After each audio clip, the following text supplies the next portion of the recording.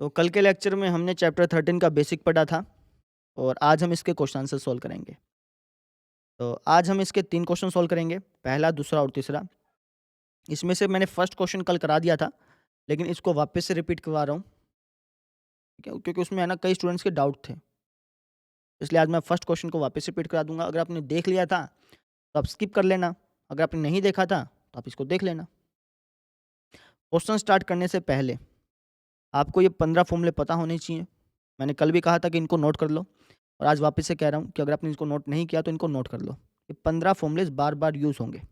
Mainly 15 हैं, हो सकता है कि 2-3 फ़ॉर्मूले और भी हों। तो जैसे-जैसे क्वेश्चन करेंगे वैसे-वैसे आपको बता देंगे। लेकिन ये 15 फ़ॉर्मूले तो आप नोट कर लो और हो सके तो बुक में करना, बुक के पिछले पेज पे, क्योंकि कॉपी तो हो सकता है कि गुम हो जाए, लेकिन बुक गुम नहीं हो पाती इतनी जल्दी, है ना? बुक में कर लीजिएगा और फिर आप क्वेश्चन आंसर्स देखिएगा, ठीक है?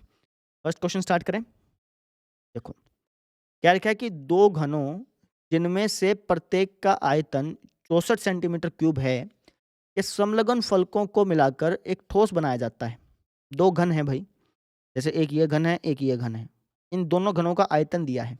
इसका आयतन दिया है 64 सेंटीमीटर क्यूब और इसका आयतन दिया है 64 सेंटीमीटर क्यूब। आयतन का मतलब समझते हो? यानी इस घन के अंदर मैं छोटे-छोटे जो क्यूब होते हैं, 1 सेंटीमीटर, 1 सेंटीमीटर और 1 सेंटीमीटर वाले छोटे-छोटे जो क्यूब होते हैं ना, क्यूब समझते हैं? साँप-सीढ़ी वाला गिट्टा, उसको हम क्यूब बोल देते हैं। ऐसे-ऐसे जो क्यूब होते हैं, ऐसे-ऐसे क्यूब मैं इस घन के अंदर 64 ढाल सकता हूँ। ऐसे ही इस घन के अंदर भी 64 ढाल सकता हूँ। तो मुझे इन दोनों घनों का आयतन दे रखा है। इसका भी आयतन 64 सेंटीमीटर क्यूब है और इसका भी आयतन 64 सेंटीमीटर क्यूब है। मैंने क्या किया, इन दोनों घनों को आपस में जोड़ दिया। अब ये क्या बन गया? घनाभ बन गया। मुझे क्या करना है, इस घनाभ का पृष्ठीय क्षेत्रफल ज्ञात करना है। इस घनाभ का पृष्ठीय क्षेत्रफल। अब अगर क्वेश्चन में मुझसे आयतन पूछता ना, तब तो कोई दिक्कत नहीं थी। अगर मुझसे पूछता कि इस घनाभ का आयतन बताओ, तब कोई प्रॉब्लम नहीं थी। क्यों? क्योंकि अगर इसका आयतन पूछता तो आयतन तो दिया हुआ था। मैं इन दोनों आयतनों को जोड़ देता, इसका आयतन आ जाता। लेकिन अब दिया क्या है? आयतन दिया है। पूछा क्या है? पृष्ठीय क्षेत्रफल। समझ रहे हो? तो आपको अब क्वेश्चन को थोड़ा-सा अलग तरीके से सोल्व करना पड़ेगा। कैसे? सबसे पहले इस आयतन की मदद से आप भुजाएँ पता करेंगे। तो भाई भुजा की लेंथ कितनी होगी? आयतन दे रखा है, आप भुजाओं की लेंथ पता कर सकते हैं। भुजा की लेंथ पता चल गई, उसके बाद इस घनाभ की लेंथ पता हो जाएगी। क्योंकि जो इसकी लेंथ होगी, इसकी लेंथ, ब्रेथ और हाइट होगी, है ना? वहाँ से हम इस घनाभ की लंबाई, चौड़ाई और ऊँचाई पता करेंगे। ठीक है? अब इसकी अगर आपको लंबाई पता चल जाए, चौड़ाई पता चल जाए, ऊँचाई पता चल जाए, तो आप आसानी से इसका पृष्ठीय क्षेत्रफल निकाल सकते हैं। क्योंकि घनाभ के पृष्ठीय क्षेत्रफल का फ़ॉर्मूला क्या होता है? 2 into LB plus BH plus HL, है ना? तो अगर आपको घनाभ का पृष्ठीय क्षेत्रफल निकालना है, तो आपको एल, बी और एच पता होना चाहिए। वैल्यू पुट कर देना, आंसर आ जाएगा। आप समझे? सबसे पहले इस आयतन की मदद से मैं भुजाएँ पता करूँगा। भुजाएँ पता करने के बाद मैं घनाभ का पृष्ठीय क्षेत्रफल निकाल पाऊँगा। करके दिखाएँ? देखो, सबसे पहले हम आयतन लिखते हैं। हमें घन का आयतन कितना दे रखा है? घन का आयतन, ये हमें दिया है 64 सेंटीमीटर क्यूब। 64 सेंटीमीटर क्यूब, ठीक है? अब घन के आयतन का फ़ॉर्मूला होता है ए क्यूब। क्या होता है? ए क्यूब बराबर कितना दिया है? 64 सेंटीमीटर का क्यूब। अब ये जो क्यूब है, ये सिर्फ़ सेंटीमीटर के ऊपर है, 64 के ऊपर नहीं है, ध्यान देना। सिर्फ़ सेंटीमीटर के ऊपर है। तो मैं इसको पूरे का क्यूब बनाना चाहता हूँ, क्योंकि यहाँ पे भी पूरे का क्यूब है और यहाँ पे भी पूरे का क्यूब बनाना चाहता हूँ। तो मैं एक काम करता हूँ, इसको लिख देता हूँ 4 सेंटीमीटर का होल क्यूब। क्यों ऐसा किया वो समझो। यहाँ पर ये ए अकेला था ना, ए के ऊपर क्यूब था, यानी मैं इसको ऐसे लिख सकता था, ए के ऊपर क्यूब, पूरे ए के ऊपर क्यूब ऐसे लिख सकता था ना। अब ऐसे ही ये जो क्यूब है ना, इसको भी मैं पूरे के ऊपर लिखना चाहता हूँ, इस टोटल के ऊपर। इसलिए मैंने यहाँ पे 4 सेंटीमीटर लिखा, ताकि ये दोनों मैच हो जाएँ। अब यहाँ पे आप इसको कंपेयर कराएँगे तो आप क्या पाएँगे कि ए का क्यूब 4 सेंटीमीटर के क्यूब के बराबर है। इसका मतलब ये हुआ कि जो ए है, वो 4 सेंटीमीटर होगा, ऑब्वियस सी बात है। यहाँ से हमें क्या पता चला कि ए जो है वो 4 सेंटीमीटर होगा, ठीक है? ये जो मैंने साइन लगाया है ना, इसका मतलब होता है यहाँ से पता चलता है। इस साइन का क्या मतलब है? यहाँ से पता चलता है।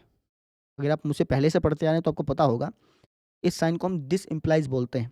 दिस इम्प्लाइज़ का अर्थ है यहाँ से पता चलता है, समझे? अगर ए क्यूब बराबर 4 सेंटीमीटर का क्यूब है, तो यहाँ से हमें पता चलता है कि ए बराबर 4 सेंटीमीटर होगा। अब कई स्टूडेंट्स क्या करते हैं, इस क्यूब से ये क्यूब काट देते हैं, जो कि गलत है। काटना नहीं है और ना ही ये कटता है ना? अगर a क्यूब 4 सेंटीमीटर क्यूब के बराबर है, तो यहाँ से ऑब्वियसली पता चल रहा है कि a जो होगा वो 4 सेंटीमीटर ही होगा। समझे? a क्यूब अगर 4 सेंटीमीटर के क्यूब के बराबर है, तो a कितना होगा? 4 सेंटीमीटर ही तो होगा।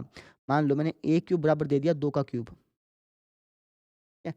यहाँ से आप ऐसे थोड़ी कहोगे कि a बराबर 3 होगा या फिर a बराबर 5 होगा।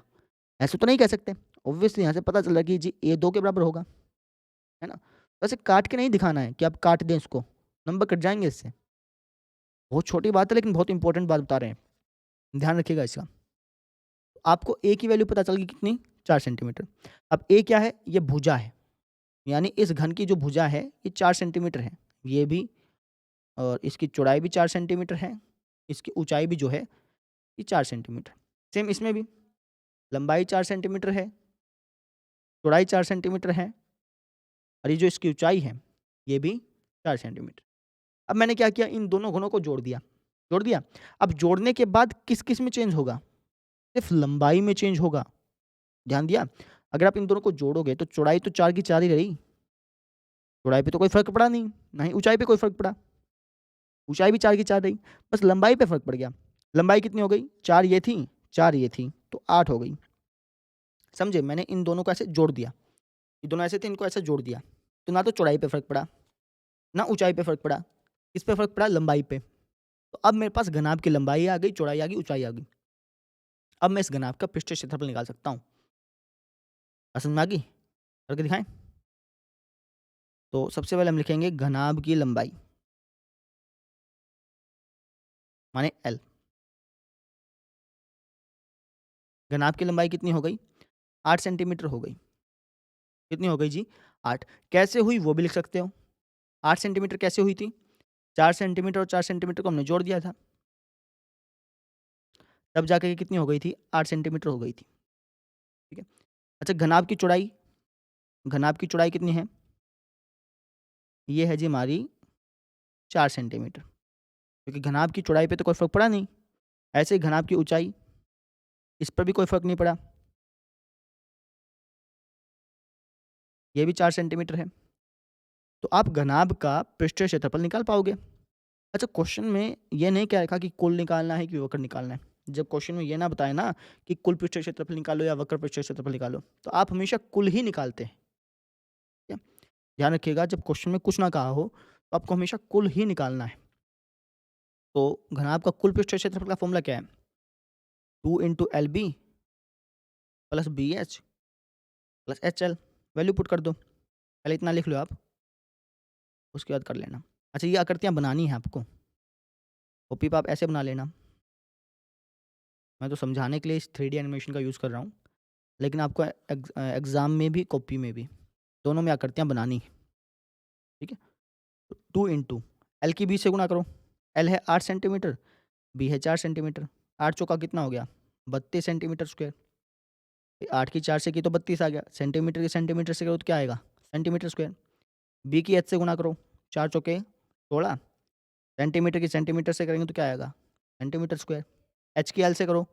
H है 4, L है 8, 4 अट्ठा 32 सेंटीमीटर स्क्वायर। है ना? चाहे आप सेंटीमीटर स्क्वायर मत लगाओ, लेकिन समझने के लिए हम सेंटीमीटर स्क्वायर का यूज़ कर रहे हैं। ये हो गया अपना 2, 32, 32, 64, 64 और 16, 80, 80 सेंटीमीटर स्क्वायर। है ना? क्योंकि प्लस कर रहे थे, अगर मल्टीप्लाई होती तो सेंटीमीटर की पावर 6 लिखते हैं। प्लस में सेंटीमीटर स्क्वायर का सेंटीमीटर स्क्वायर ही रहता है। तो ये आपका कितना हो गया? 160 सेंटीमीटर स्क्वायर। ये आपका आंसर आ गया। ये आपका क्या आ गया जी? आंसर। बात समझ में आई? ऐसे करना था। रिकैप कराएँ? आपको 2 घन दिए गए थे। आपको इस घनाभ का पृष्ठ क्षेत्रफल निकालना था। कैसे निकाला? सबसे पहले मैंने घन की भुजाएँ पता करी। भुजाएँ पता करने के बाद जैसे ही भुजाएँ पता हो गई, तो घनाभ की भुजाएँ मालूम कर ली। घनाभ की भुजाएँ मालूम हो गई, उसके बाद मैंने इसके पृष्ठीय क्षेत्र का फ़ॉर्मूला लगा दिया, वहाँ से आंसर आ गया। सिंपल। कर लेंगे। अब आप देखिए सेकंड क्वेश्चन। क्या कह रखा है कि कोई बर्तन है, वो एक खोखले अर्धगोले के आकार का है। कटोरी टाइप का कोई बर्तन है, जिसके ऊपर एक खोखला बेलन अध्यारोपित है। उसके ऊपर हमने एक खोखला बेलन रख दिया। अध्यारोपित का मतलब रखना। ऐसे ऐसे उसके ऊपर रख दिया और चिपका दिया, ऐसे समझो। अच्छा, इस अर्धगोले का जो व्यास है वो है 14 सेंटीमीटर। अब अगर इस अर्धगोले का व्यास 14 सेंटीमीटर है, इसकी त्रिज्या कितनी हो जाएगी? 7 सेंटीमीटर हो जाएगी। क्या दी? और इस बर्तन का कुल ऊँचाई जो है वो है 13 सेंटीमीटर। बर्तन किसको बोल रहा है? इसको। इस बर्तन की टोटल लेंथ कितनी है? 13 सेंटीमीटर है। ठीक है? हमें इस बर्तन का आंतरिक पृष्ठीय क्षेत्रफल निकालना है। आंतरिक पृष्ठीय क्षेत्रफल का मतलब क्या हुआ? यानी सिर्फ़ इसके अंदर-अंदर का एरिया। ये जो बेलन है, अगर आप इसके अंदर-अंदर का एरिया निकाल लेंगे, तो एक प्रकार से आप इस बेलन का वक्र पृष्ठीय क्षेत्रफल निकाल रहे हैं और नीचे कटोरी भी है, उसके अंदर-अंदर का क्षेत्रफल निकाल रहे हैं, तो मतलब इस कटोरी का भी वक्र पृष्ठीय क्षेत्रफल निकाल रहे हैं। यानी मैं कह सकता हूँ कि जो बर्तन का आंतरिक पृष्ठीय क्षेत्रफल है, बर्तन का आंतरिक पृष्ठीय क्षेत्रफल, ये किसके बराबर होगा? बताएँगे? ये बराबर होगा हमारा बेलन का वक्र पृष्ठीय क्षेत्रफल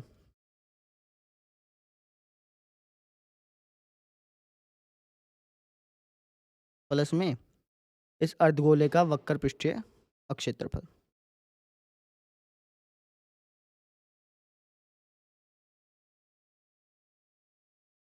समझे?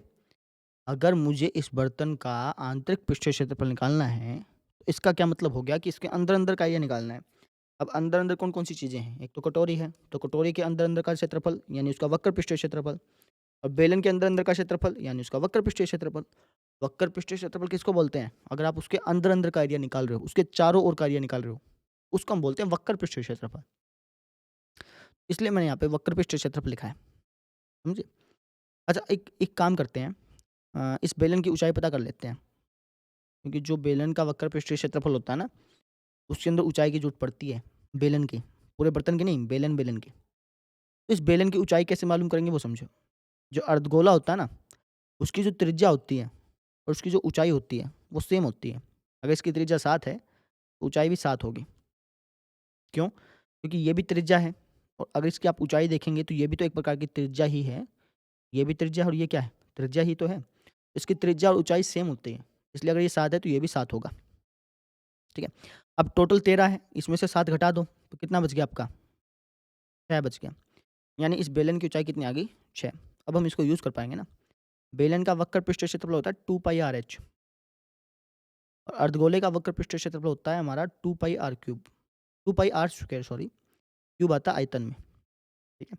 आपको ये फ़ॉर्मूले ऐसा नहीं है कि आप कहेंगे जी मुझे कैसे याद होंगे, आप फ़ॉर्मूले उसमें देख लीजिए फ़ॉर्मूला शीट में, कोई दिक्कत नहीं है। जैसे-जैसे आप क्वेश्चंस करेंगे, वैसे-वैसे आपको अपने आप ही याद हो जाएँगे। अच्छा, इन दोनों में क्या कॉमन आ रहा है? 2 पाई R कॉमन आ रहा है।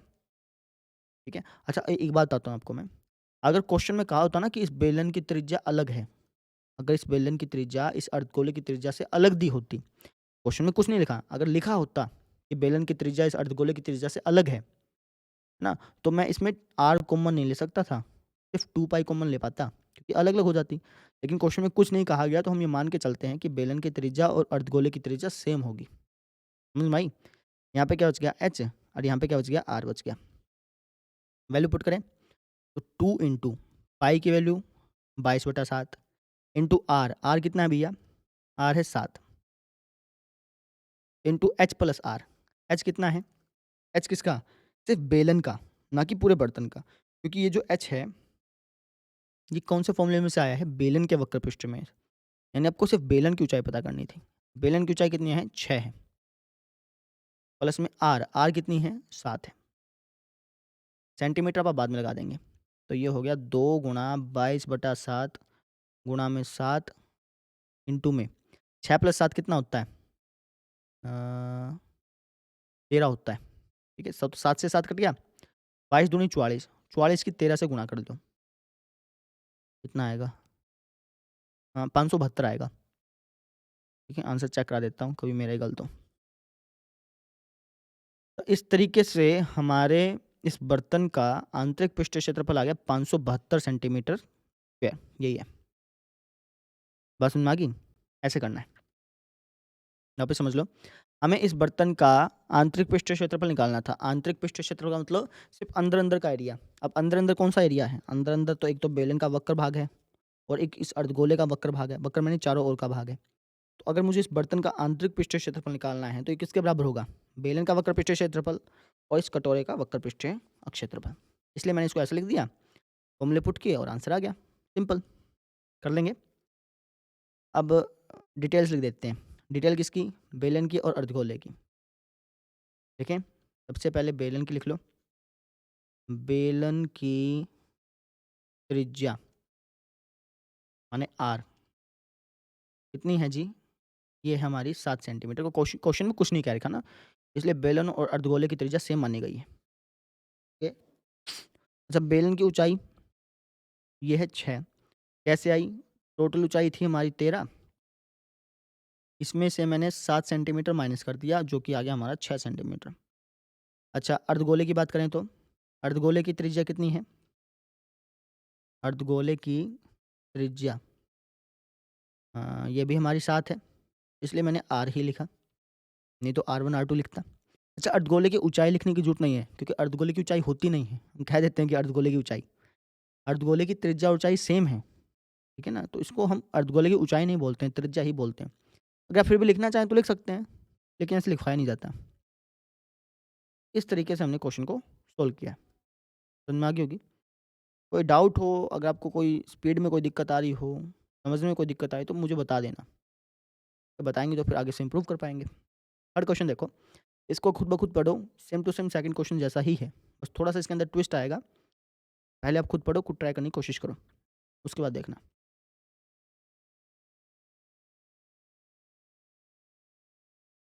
कराएं? कह रखा है कि एक खिलौना त्रिज्या 3.5 सेंटीमीटर वाले एक शंकु के आकार का है। एक खिलौना है और उसकी त्रिज्या है 3.5 सेंटीमीटर, और वो जो खिलौना है वो शंकु के आकार का है। ठीक है, इसकी त्रिज्या कितनी दे दी? 3.5 सेंटीमीटर। ठीक है। अच्छा, उसी त्रिज्या वाले एक अर्धगोले पर अध्यारोपित है। ये जो शंकु है, ये इसी त्रिज्या वाले एक अर्धगोले पर रखा गया है। अब ये बात क्वेश्चन में कह दी, अगर क्वेश्चन में ये बात नहीं कहता ना, तब भी हम यही मान के चलते हैं कि अर्धगोले की त्रिज्या और शंकु की त्रिज्या सेम है। लेकिन अगर क्वेश्चन में कह देता कि शंकु की त्रिज्या अलग है, फिर तो अलग ही लेते हैं। ठीक है। अच्छा, इस खिलौने की पूरी ऊंचाई है 15.5, यानी टोटल जो ऊंचाई है ना, यह है जी 15.5 सेंटीमीटर। अब हमने अभी पढ़ा कि जो अर्धगोला है उसकी ये वाली त्रिज्या और ये वाली ऊंचाई सेम होती है, तो 3.5 ये है तो 3.5 ये भी होगी, है ना? अब टोटल 15.5 है, ये 3.5 घटा दो तो कितना बच गया? बच गया आपका 12, यानी 12 सेंटीमीटर इस शंकु की ऊंचाई है। ध्यान दीजिएगा, ऊंचाई है, ऊंचाई मैंने एच की वैल्यू कितनी है? 12 सेंटीमीटर। आपको इस खिलौने का संपूर्ण पृष्ठीय क्षेत्रफल ज्ञात करना है। अब इसका मतलब समझना, अब इस खिलौने का संपूर्ण पृष्ठीय क्षेत्रफल ज्ञात करना है। अगर ये बोलता ना कि अर्धगोले का संपूर्ण पृष्ठीय क्षेत्रफल ज्ञात करो, तो आप इस अर्धगोले का संपूर्ण पृष्ठीय क्षेत्रफल का फॉर्मूला लगा देते हैं। इसका बोलता तो इसका लगा देते हैं, लेकिन हमसे बोला क्या है? हमसे इस खिलौने का संपूर्ण पृष्ठीय क्षेत्रफल बोला है। संपूर्ण पृष्ठीय क्षेत्रफल का मतलब है कि जहाँ-जहाँ पे आप कलर कर सकते हैं, जहाँ-जहाँ पे आप इसको कलर कर सकते हैं, वो एरिया निकालना है ना? या फिर आप ऐसा समझो, जहाँ-जहाँ पे आप इस पे स्क्वायर चिपका सकते हैं, क्योंकि एरिया का मतलब क्या होता है कि इसके ऊपर कितने स्क्वायर चिपकाए जा सकते हैं, है ना? अब मैं इस खिलौने पर कहाँ-कहाँ स्क्वायर चिपका सकता हूँ, बताओगे? इस खिलौने पर हम कहाँ-कहाँ स्क्वायर चिपका सकते हैं, या फिर कहाँ-कहाँ कलर कर सकते हैं, ये बता दो। कहाँ-कहाँ कलर कर सकते हैं? एक तो शंकु के चारों ओर कलर कर सकते हैं, बात समझ में आई? और एक ये जो अर्धगोला है, इसके चारों ओर कलर कर सकते हैं, है ना? बीच में ऐसे तोड़ के तो कलर करने से रहे। भाई, आप खिलौना बेच रहे हो तो ऐसे बीच में से तोड़ोगे क्या? नहीं ना, वो तो आपने चिपका दिया, वो तो कोई देख भी नहीं रहा। तो आप कहाँ-कहाँ कलर कर सकते हो? एक तो इसके चारों ओर और एक इस अर्धगोले के चारों ओर। यानी मैं कह सकता हूँ, बहुत इंपॉर्टेंट बात आएगी, यानी मैं क्या कह सकता हूँ कि जो खिलौने का, नीचे लिख देता हूँ थोड़ा-सा, कि जो खिलौने का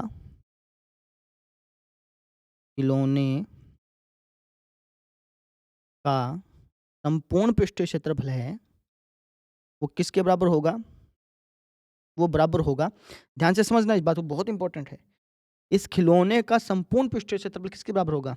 इसके चारों ओर का एरिया, शंकु के चारों ओर का, यानी शंकु का वक्र पृष्ठीय क्षेत्रफल, वक्र पृष्ठीय क्षेत्रफल, शंकु का वक्र पृष्ठीय क्षेत्रफल, और प्लस में ये जो अर्धगोला है इसके चारों ओर का एरिया, यानी अर्धगोले का वक्र पृष्ठीय क्षेत्रफल। अब कई स्टूडेंट्स का डाउट आएगा, सर हमसे तो संपूर्ण पूछा गया था, आप यहाँ पे वक्र लिख रहे हैं। ध्यान दो मेरी बात का, अगर ये क्वेश्चन में इस शंकु का संपूर्ण पूछता ना, तो आप इस शंकु का संपूर्ण निकालते हैं, क्योंकि संपूर्ण का मतलब होता है कि आप कहाँ-कहाँ कलर कर सकते हैं। अगर मैं आपसे कहता कि यार इस शंकु पे कहाँ-कहाँ कलर कर सकते हो? आप कहते जी इसके चारों ओर भी कर सकता हूँ, इसके नीचे भी कर सकता हूँ। तो इसका संपूर्ण निकालना पड़ता। अब अगर ये कहता कि यार इसका संपूर्ण निकालो, तो इसका मतलब है कि कहाँ-कहाँ कलर कर सकते हो? इसके चारों ओर भी कर सकते हो, इसके ऊपर भी कर सकते हो। तो इसका भी संपूर्ण निकालते हैं। लेकिन पूछा क्या है? खिलौने का संपूर्ण पूछा है। अब खिलौने के कहाँ-कहाँ कलर कर सकते हो? इसके चारों ओर और इसके चारों ओर, समझे? तो यहाँ पर ये बहुत इम्पोर्टेंट थिंग है। समझ में आ गई? तो इस खिलौने का संपूर्ण पृष्ठीय क्षेत्रफल किसके बराबर होगा? शंकु का वक्र पृष्ठीय क्षेत्रफल प्लस अर्धगोले का वक्र पृष्ठीय क्षेत्रफल। ठीक है? अच्छा, फ़ॉर्मूला लगा के देखते हैं कि क्या सारी वैल्यू है हमारे पास। देखें, शंकु का वक्र पृष्ठीय क्षेत्रफल क्या होता है? पाई आर एल। एल है यहाँ पे, एच नहीं है, एल। प्लस में अर्धगोले का वक्र पृष्ठीय क्षेत्रफल ये होता है अपना 2 पाई आर स्क्वायर। इन दोनों में क्या कॉमन आ गया? पाई आर कॉमन आ गया। यहाँ पे क्या बच गया? एल। यहाँ पे एक तो 2 बच गया और एक आर बच गया, क्योंकि एक आर तो बाहर ले लिया, एक आर अंदर भी बच गया। ठीक है? तो पाई की वैल्यू हो गई 22/7। आर की वैल्यू आर कितनी है भैया? आर है 3.5। आर की वैल्यू भी है, बहुत अच्छे। अच्छा, एल की वैल्यू क्या है भाई? एल क्या है यहाँ पे?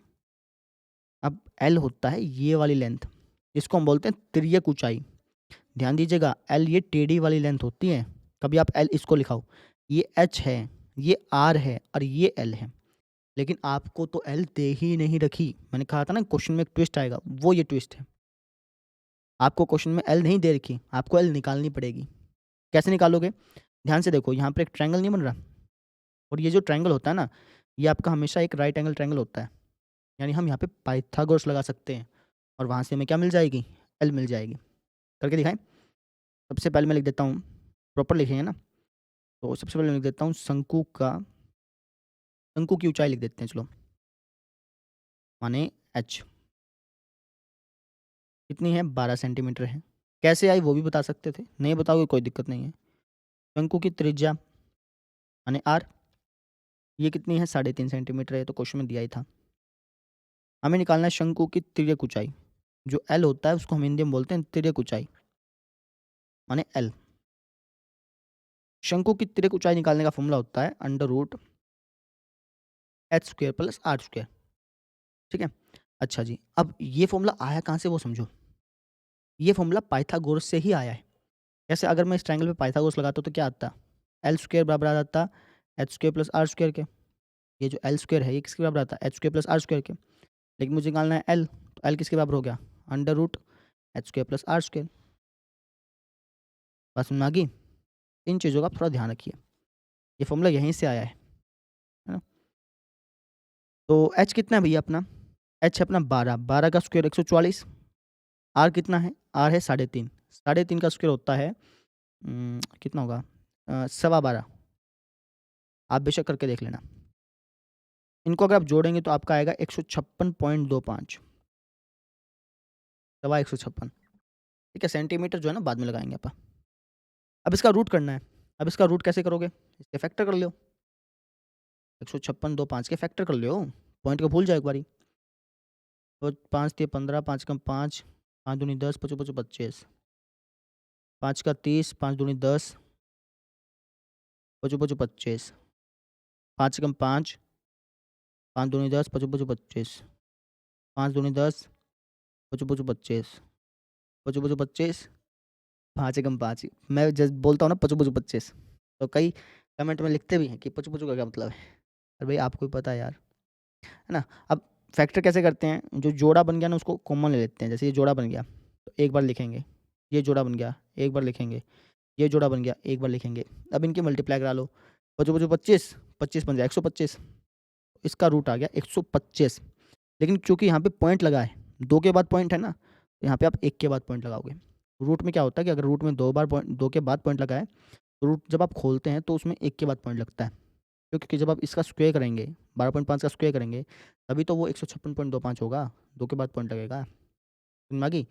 यानी मेरी जो तिर्यक ऊंचाई है वो है 12.5। समझ गए? रख देते हैं 12.5 प्लस में 2r, r का दुगना।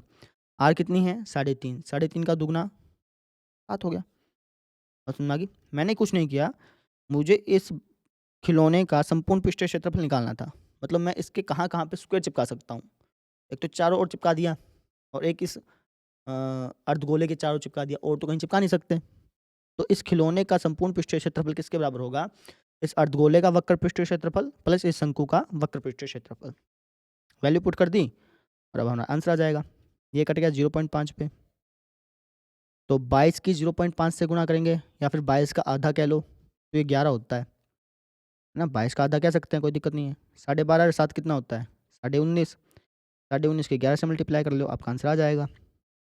मल्टीप्लाई करोगे तो ये आएगा 235.5। एक बार मैं चेक कर लेता हूँ, कभी गलत ना हो। नहीं, गलत है मेरा, 214.5 आएगा। मल्टीप्लाई करके देख लेते हैं ना।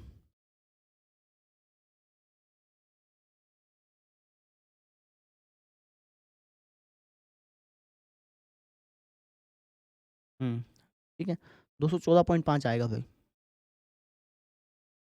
है, सेंटीमीटर स्क्वायर। क्या लगाएंगे? सेंटीमीटर स्क्वायर, क्योंकि एरिया है। नहीं तो आप यहाँ से समझ लो, ये सेंटीमीटर स्क्वायर था, सॉरी ये सेंटीमीटर में था, ये सेंटीमीटर में था, तो मल्टीप्लाई करने पे सेंटीमीटर स्क्वायर हो गया। आप ऐसे समझ लो। तो इसका एरिया कितना आ गया? 214.5 सेंटीमीटर स्क्वायर। मतलब क्या हुआ कि इस खिलौने के अगर मैं स्क्वायर चिपकाने लग जाऊँ ना, छोटे छोटे ग्राफ वाले, तो ग्राफ जब चिपकाऊंगा तो उस ग्राफ में 214.5 स्क्वायर बनेंगे। समझ गए? ये इसका मतलब है। तो आज सिर्फ हम 3 ही क्वेश्चन करेंगे, बाकी के क्वेश्चन आपको मैं कल करा दूंगा। कल मिलते हैं फिर। Thank you.